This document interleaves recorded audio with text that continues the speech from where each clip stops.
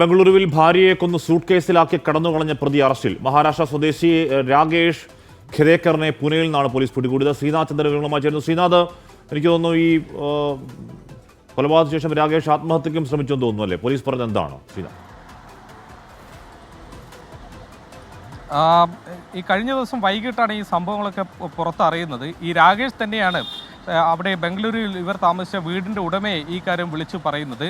താനിങ്ങനെ ഭാര്യയെ കൊന്നിട്ടുണ്ട്, സൂട്ട് കേസിലാക്കി വെച്ചിട്ടുണ്ട് എന്ന് പറഞ്ഞു.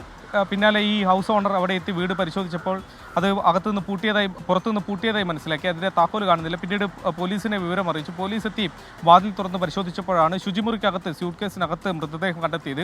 വെട്ടിനുറുക്കിയ നിലയിലൊന്നും ആയിരുന്നില്ല, കുത്തേറ്റ നിലയിലായിരുന്നു മൃതദേഹം ഉണ്ടായിരുന്നത്.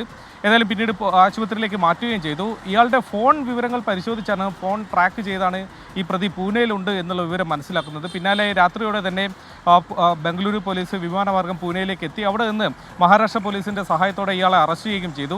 2 വർഷം മുമ്പാണ് രാകേഷും ഗൗരിയും വിവാഹം ചെയ്യുന്നത്. കഴിഞ്ഞ 1 മാസം മുമ്പാണ് അവർ ബംഗളൂരുവിലേക്ക് മാറിയതെന്നാണ് ഇയാൾ പറയുന്നത്. അവിടെ ഒരു സോഫ്റ്റ്വെയർ കമ്പനിയിൽ ജോലി ചെയ്യുന്ന ഇയാൾ പ്രൊജക്ട് മാനേജറാണ്.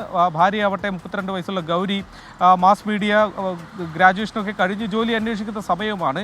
ഈ കഴിഞ്ഞ ദിവസം ഭക്ഷണം കഴിച്ചുകൊണ്ടിരിക്കെ ഇവർ തമ്മിൽ ചില തർക്കങ്ങൾ ഉണ്ടായി എന്നതാണ് രാകേഷ് പറയുന്നത്. എന്തായിരുന്നു തർക്കം എന്ന കാര്യത്തെക്കുറിച്ചൊന്നും ഇയാളുടെ കൃത്യമായ മൊഴി ഇതുവരെ പുറത്തു വന്നിട്ടില്ല. ഒരു തർക്കമുണ്ടായി, അതേ തുടർന്ന് താൻ അടുക്കളയിൽ പോയി കത്തിയെടുത്ത് വന്ന് ഭാര്യയെ കുത്തി.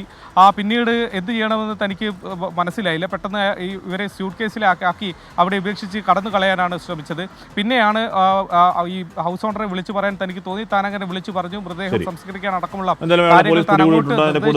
പോലീസ് തന്നെയാണ് പറയുന്നത്. ശ്രീനാഥ് ചന്ദ്രനാണ് മുംബൈയിൽ നിന്ന് വിവരങ്ങൾ നൽകിയത്.